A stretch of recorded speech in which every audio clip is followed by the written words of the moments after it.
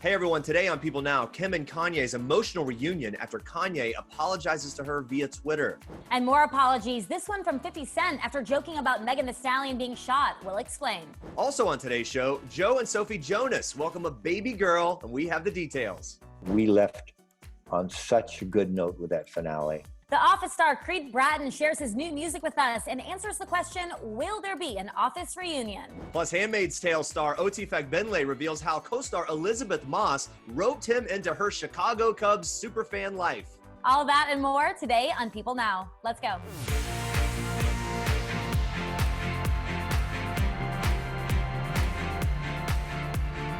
Hey everyone, welcome to People Now. So good to see you. I'm Jeremy Parsons. Andrea Boehlke, Pickle Knight at the Boehlke house last night, I saw.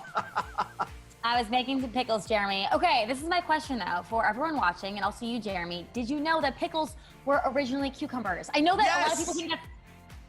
Everyone knows that. Not everyone. I did a poll on my Instagram, not everyone. I feel really dumb. I'm ashamed. I didn't know until recently. My mom has been making pickles for years. That's the part that I couldn't understand. You're in a family that literally makes their own pickles and you didn't know. I don't know. I didn't think about it. Anyway, cool revelation. And it was really fun to make pickles. So that was my night. Learn something new every day, even if you've literally been surrounded by it your entire life. All right. Here we go. Lots to get to today. Here's what you need to know and what's trending. Kim Kardashian West and her family are prioritizing her kids as the reality star voices her concern for her husband, Kanye West's mental health. A source tells People that Kim's making a point to protect their 4 children, daughters North and Chicago and sons Saint and Psalm, from their father's public outbursts. They tell us in part, she's shielding the kids. All of her family is. Everyone else has decided to create an atmosphere of normalcy around them. Recently, the kids have been spotted with Kim's sister, Kourtney Kardashian, and her ex, Scott Disick, who has spent some quality time with them while Kim deals with her marital issues. That includes the emotional reunion that Kim and Kanye had on Monday upon Kim's arrival in Cody, Wyoming. In photos obtained by the Daily Mail, the pair were seen having an intense conversation, with Kim appearing to be crying as she spoke with her husband face-to-face for the first time in weeks. A source tells People she was, quote, very emotional about everything and also exhausted, adding she feels very hurt by Kanye. The couple's reunion comes just after Kanye publicly apologized to Kim via Twitter for, quote, going public with something that was a private matter. He went on to say, I did not cover her like she has covered me. To Kim, I want to say, I know I hurt you. Please forgive me. That statement came a week after Kanye revealed personal details about their family at his first campaign rally for his 2020 presidential bid, including that the couple considered an abortion after finding out Kim was pregnant with their daughter North in 2012. That was followed by days of alarming tweets from Kanye in which he alleged that Kim and her mother, Kris Jenner, had tried to lock him up and that he had been considering divorcing Kim. 50 Cent is apologizing to Megan Thee Stallion for sharing an insensitive meme about the shooting that left the Savage rapper injured earlier this month.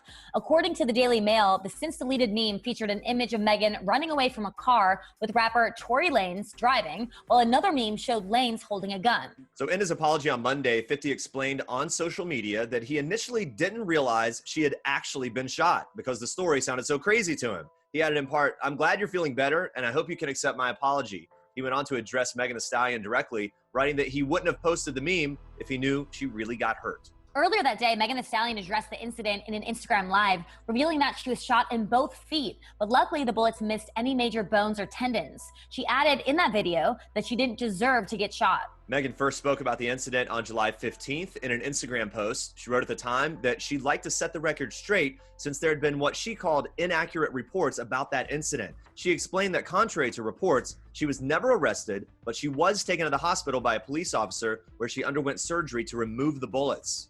Megan Thee Stallion was in a car with rapper Tory Lanez when the shooting happened. According to TMZ, Lanez was arrested and charged with carrying a concealed firearm in a vehicle.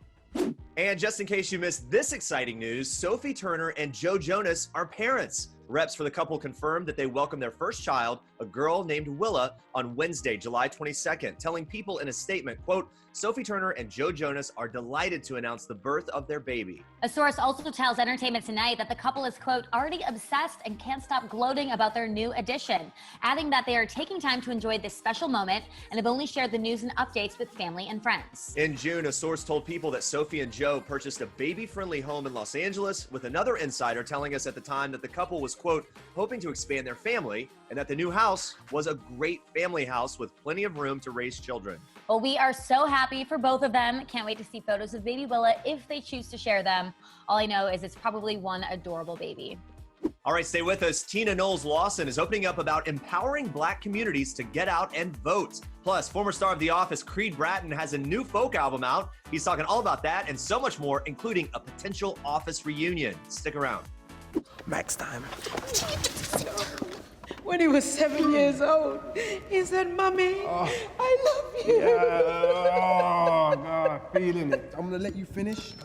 I just wanna, sorry, just 1 minute. Listen, I get we're all hurting, okay? And I just wanna say why the spirit catch me. If you don't know me, I'm Max, probably have a single coming out later this year, but that's not important. What's important is we're hurting. Right? And I get that. I've been crying every morning for the past 2 years, right? Max is a new series about a formerly famous boy band member who tries to make a comeback in music to win back his ex-supermodel girlfriend. It's a story that we can all relate to. We've all been there. To tell us more about it, we're joined by Oti Fagbenle. Good to see you, my friend. How are you? Yeah, I'm really good, thanks. It's just one of those day in the life series. Used to be a boy band guy. Now I got to win back that ex-supermodel. It's a tough life. Right, everyone's gone through that. But you know, funnily enough, I in a way I wanted to make a show where, because I feel like we live in a society now where people are mistaking love for likes and you know, like, I don't know, friends for followers. You know, it's like, what's important, being famous, being respected, and you know, like it's just, and I think everybody who's on social media has, to some extent, this desire for validation. We want to be validated by other people. Well, yeah, there's this idea, and there really is a relatability to pursuing superficial things to try to find that deep fulfillment and in pursuit of being a whole person. And that's relatable. That's something that I would imagine you probably connected to, especially about the character, because it's such a universal theme. Absolutely. And along with that it's really about a heartbroken guy.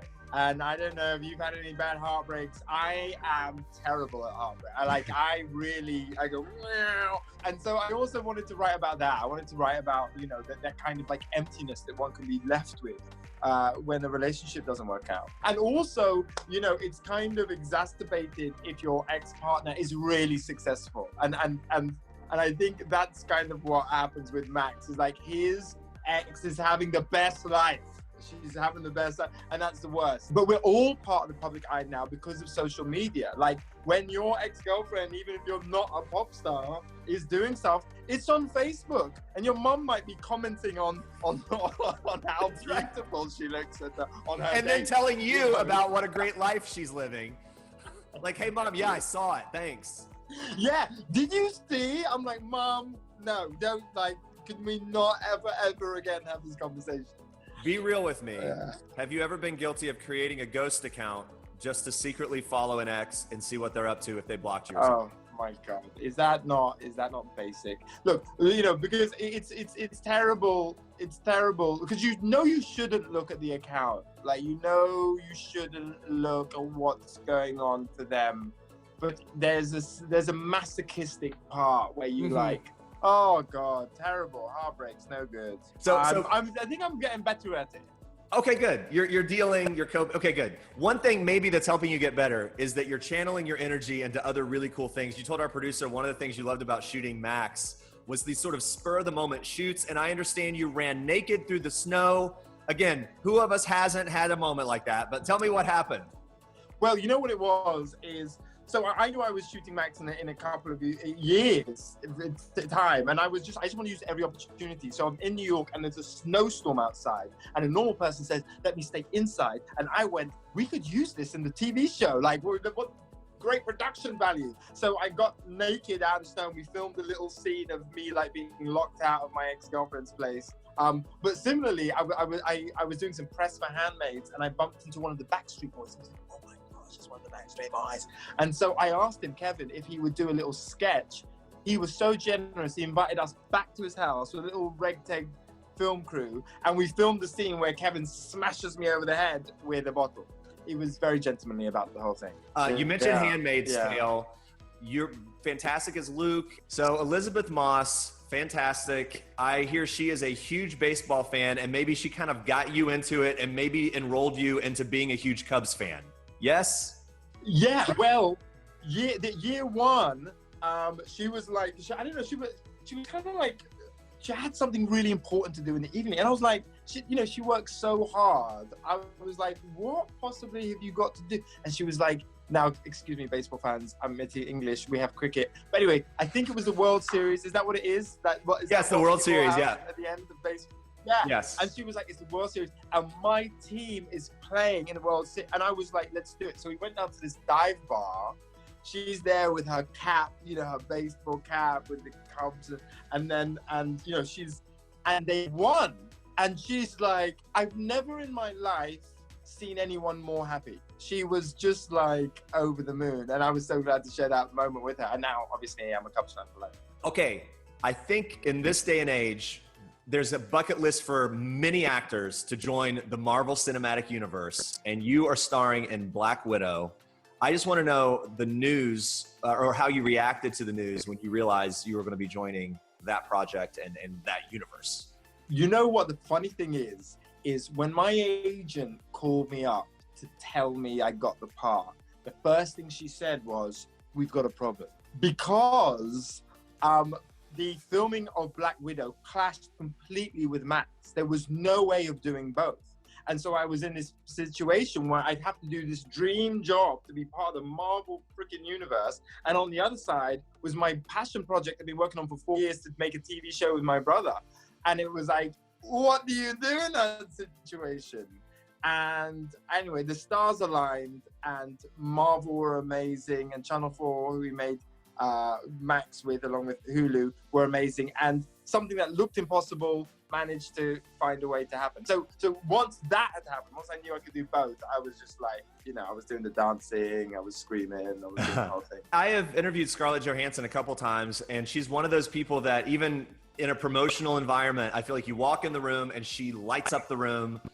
What was the experience working with her? Was it a similar kind of vibe and just kind of like watch her in action? She is so charismatic. I swear to you, like we were doing a scene and we're doing her close up. And halfway through the scene, I had to like, in my head, slap myself, like focus, because I was just like, oh my God, she's amazing. She's just so good. And I was like, be in the scene, you idiot. Like you're not watching, you're in it. Yeah. Wait, wake yourself up. Well, we're excited for that. And all you've got going, Max is streaming on Hulu July 28th. Everybody check that out. With less than 100 days left to vote, Beyonce's mom, Tina Knowles-Lawson, is teaming up with African Pride along with And Still I Vote to encourage the Black community to vote. She'll be hosting a series of empowering and informative Instagram lives. They're called Talks with Mama Tina. She sat down with People's Andrea Laventhal and Jackie Fields to explain what fans can expect. So the first 8 weeks are concentrated on social issues, on voting, because I'm just adamant about people getting out and vote, because we have to make changes. And so that is mostly what this is about. Also having some of the mothers of the movement on there, and so that they can connect the dots for people, how important it is to vote, how that connects to all the systemic racism and the police brutality and all the things that are going on. So it's going to be very social, and then, with some light things in there as well. I want to not make it so heavy, but, just answering people's questions, educating people. And so it's a social consciousness about it. Were you always so passionate about voting? Was there like a pivotal moment that made you realize how important it was, or was it always sort of ingrained in you to exercise that right? Well, since I turned 18, my parents were adamant about you voting. They weren't very educated people. They were from Louisiana. And what they said all the time, which is really interesting, they always said people died for you to vote. And, to be honest with you, I didn't really understand what that meant other than people died for me to vote. But as I got older, I understood, more about how important it was to vote. But to be honest with you, at 18, they were like, you go into the polls and vote, because they had seen all of the struggles of African Americans to be able to vote. I mean, they were dying, they were killing, they were suppressing, they were the things that were going on. And so I think probably when I was maybe in my late 20s, I realized that, you know, this is so important, and I connected the dots with everything, especially at the local level. That's what I've been preaching, is that people think about the president, but they don't think about the judges that they elect, the city council people, the mayor who hires the police chief, that directly affects your environment and your community. One of our partners for the series, African Pride, is a hair care brand that addresses the textured hair needs of Black women. Tina opened up about the artistic way she taught her daughters to embrace their own Blackness. I'm an art collector, and my walls were always filled with every skin tone, every hair texture, a lot of African art. And so they embraced those things, and they realized that that was really beautiful, and that you could not look any one way, or you have to look a certain way to fit into the criteria, whether that was natural hair or embracing your curves. And when Beyonce came along, it was really a thing where it was just the best thing to be very, very thin. And she was not this thin girl. She was a very curvaceous girl. And she embraced her curves. She embraced her big butt, and it worked because she was comfortable with herself. And I just celebrated all those things about them, you know? And so they were really comfortable always with their Blackness, and appreciated it, because to me, it's always just been a plus to me, you know, an added bonus. So I never thought of it as it was nothing to embrace, but just, you know, you embrace who you are, you embrace what you're born with. And we will have even more from Tina on Friday's show, so be sure to tune in for that.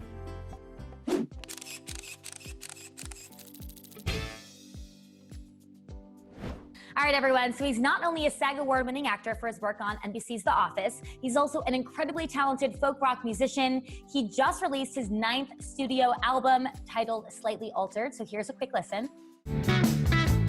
Oh, my little Chancho toad.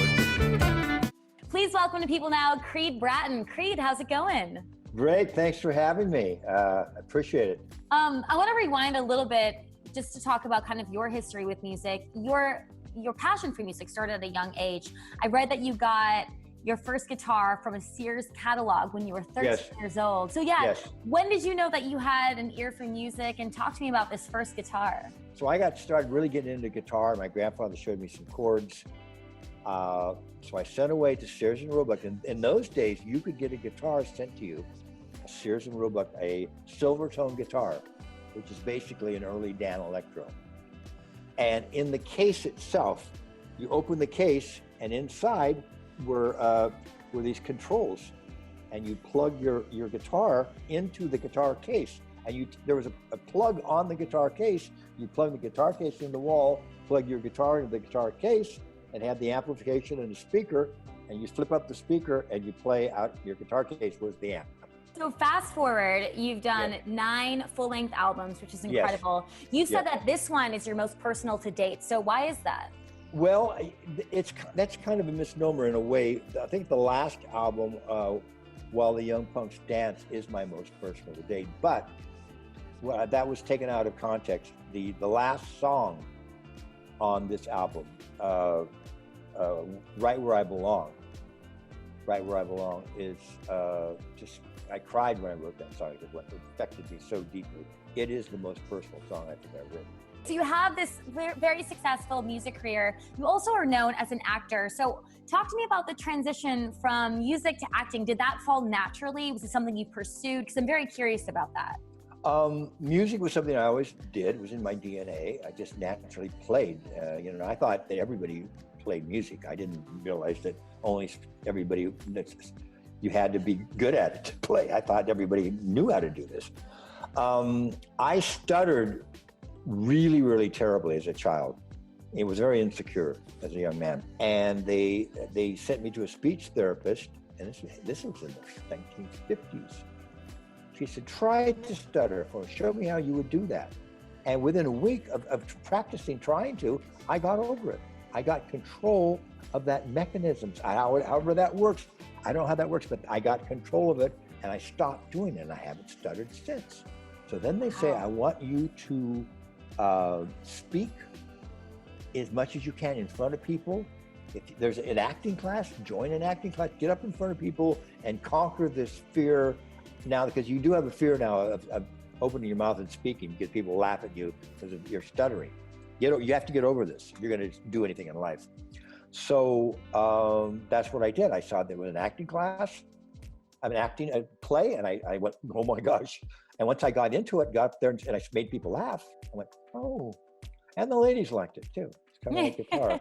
So this is a way to get attention for a shy, there's some incentive there. For a shy boy. I love both because if I'm singing to an audience and singing my songs, I'm emoting. I'm giving my heart, my emotions to that audience. If I'm on a camera, if there's a camera in front of me and I've got lines, that character is giving himself to that camera. It's incredible to see your career because you went on to accomplish so much and are continuously doing so. You were in the 1985 film Mask. That was with Cher, Laura Dern. When you think back to that time, is there a memory? Is there a memory that sticks out about that time? Oh yeah, because that was the first film that I did. Peter Bogdanovich gave me a break and let me do that, gave me that part. And when I saw it on the big screen, I went, I can do this. This is believable. And everybody said, no, it's really good. Sam Elliott was so gracious and complimentary. And this is like my first thing. So I thought the guy was so cool anyway.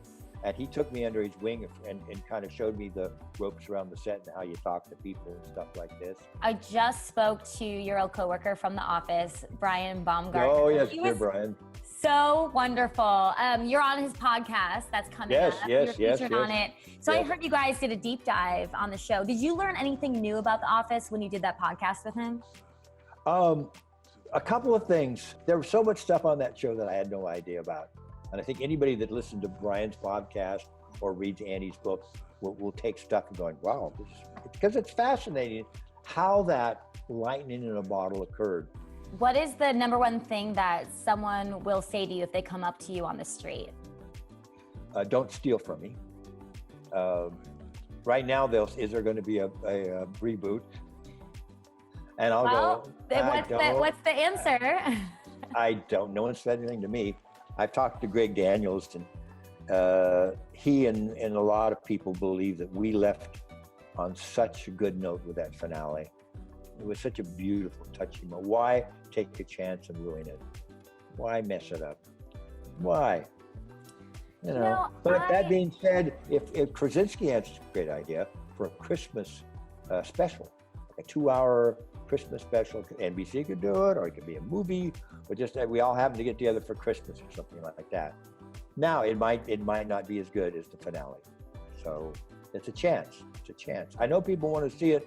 I would love just to work with those guys again. He also, I asked him if there was anything that I should ask you or tease you about, and he actually got very sentimental and sweet. He said that whenever he hears the song that you performed on the finale, he gets misty-eyed.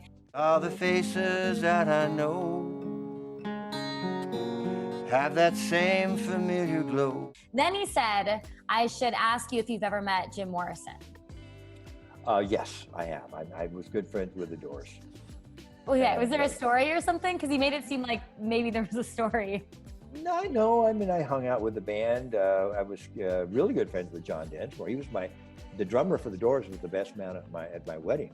Creed, thank you so much. I could talk to you forever. I wish I could, but that's all we have today. So thank you so much for stopping by. I enjoyed talking to you. It was delightful. Thank you so much. And everyone at home, you can listen to Creed's full album, Slightly Altered. It's streaming now. All right, coming up tomorrow, Brittany O'Grady is filling us in on her new show, Little Voices, on Apple TV+. And TikTok superstar Addison Rae is putting one of our People editors to the ultimate dance test, and we'll tell you how you can get in on the fun. Thank you so much for watching. Have a great day, and we'll see you back here tomorrow. Bye, guys.